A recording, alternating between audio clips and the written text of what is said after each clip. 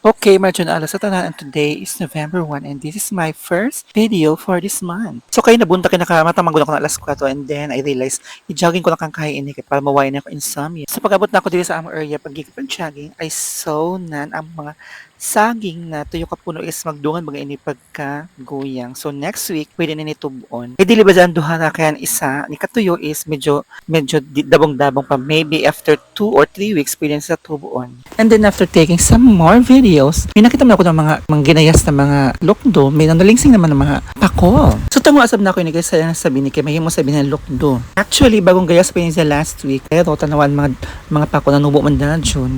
Actually, inimpa ko kung imugaslan, dali na gud mo tubo, mga pila ka adlaw, masalingsing na sa mga dahon. Dali na gud makita isa mga udlot kay gikan ba tag gaslan. So again, sudan asab.